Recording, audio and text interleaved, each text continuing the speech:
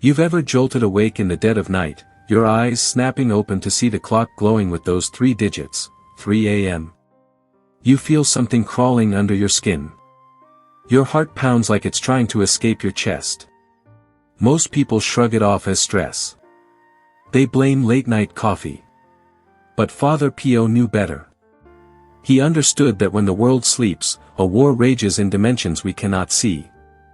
This isn't a bedtime story. This is about your soul hanging in the balance while you lie there defenseless.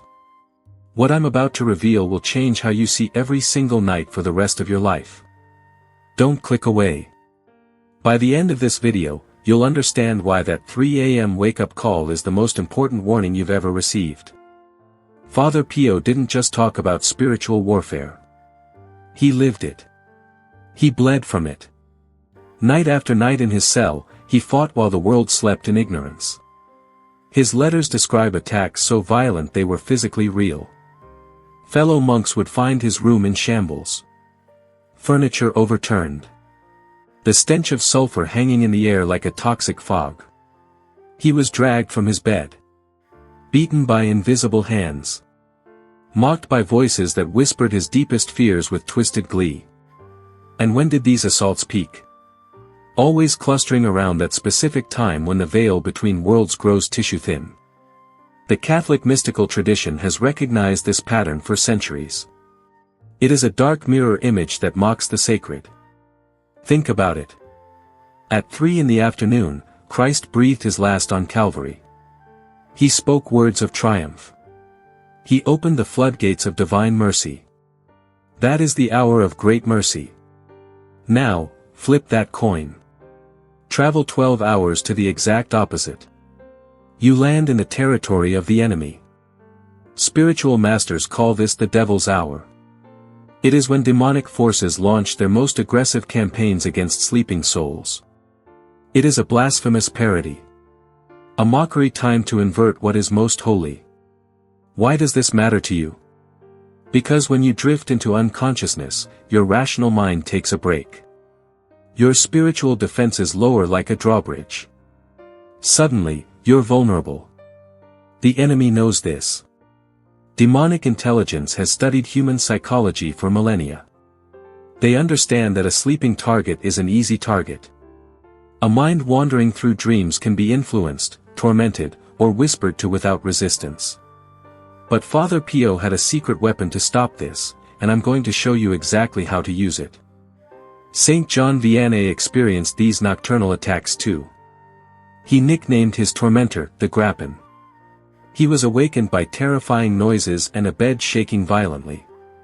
Saint Gemma Galgani endured physical beatings that left actual bruises on her body. Marks documented by witnesses. Modern exorcists consistently report that oppressions intensify during these pre-dawn hours. Father Gabriel Amorth warned people about these spiritual danger zones. He placed the early morning hours right at the top of his list. Most people get this wrong. They hear these stories and spiral into fear. They sleep with the lights on. They lose sleep over losing sleep, creating a cycle that weakens them further.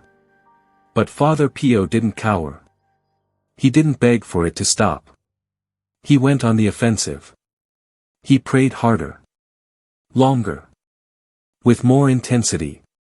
He understood that a spiritual attack is actually an invitation to growth. It's a chance to prove your faith isn't just a Sunday decoration, but a living force that stands firm when hell comes knocking. When you wake up at 3 a.m. drenched in sweat, when that nameless dread sits on your chest like a stone, don't reach for your phone. Don't numb yourself with social media. That is your call to arms. That is your moment to declare whose side you're on. The Psalms become weapons now. Specifically Psalm 91. It promises divine protection. It declares that no evil shall befall you. These aren't just pretty words. They are spiritual ammunition. They work when you fire them with faith. Father Pio would grab his rosary beads so tightly they left marks in his palms. He prayed until the darkness retreated. He knew that invoking the blood of Christ creates a barrier no demonic force can cross. Calling on the Blessed Mother sends hell's armies scrambling for cover like cockroaches when the light flips on. The name of Jesus, spoken with authority, makes the entire hierarchy of hell tremble. But here's the catch. You have to mean it. You can't mumble prayers like you're reading ingredients off a cereal box. You have to believe. The flip side of this equation is your strategic advantage. While 3 a.m. is the assault, 3 p.m. is the victory. Saint Faustina Kowalska received a mandate to honor the hour of great mercy. It's not a coincidence. It's spiritual mathematics. It is the cosmic balance being restored. Praying the chaplet of divine mercy at 3 in the afternoon is your countermove. You are planting a flag in enemy territory. You are refusing to be a victim. You are engaging with a reality that most people ignore. You are choosing to align with hours of power rather than danger. Think about the early church. Those believers prayed at fixed hours. They sanctified time itself. They created rhythmic breaks where the sacred could break through. Monastic traditions preserved this for centuries. They understood that disciplined prayer reinforces the spiritual defenses of the entire community. It creates a protective dome. When you consistently pray at 3 p.m., you aren't just protecting yourself from 3 a.m. You are building spiritual muscle. You are becoming a fortified position. Demons are strategic. They focus their energy where they get maximum results with minimum effort. Make yourself expensive to attack, and they will move on. But let's be ruthlessly honest. Spiritual protection isn't a cosmic vending machine. God isn't a personal bodyguard meant to keep you comfortable. Sometimes He allows the attacks to continue because they are refining you. They burn away impurities. They forge a faith that can only be made in the furnace of combat. Father Pio suffered because God trusted him to handle it. He was a beacon for millions. So, when you wake up tomorrow at 3 a.m., and you will, because your soul is now alert, you face a choice. You can see it as a curse. Or you can see it as an invitation. This is your chance to join the ranks of saints who emerged victorious. This is your training ground to develop the faith that moves mountains. Grab your rosary.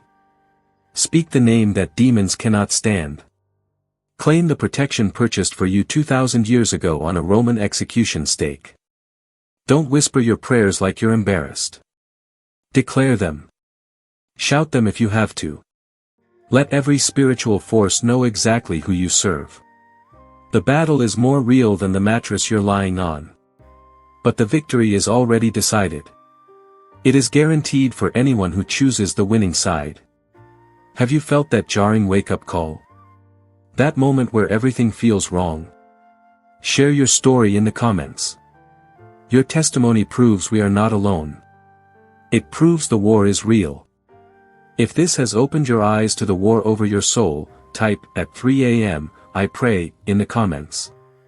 Join this community of warriors who refuse to sleep through the battle. Subscribe to Living Hope. We don't give comfortable platitudes. We equip you with truth tested in the trenches for 2,000 years. The war is real.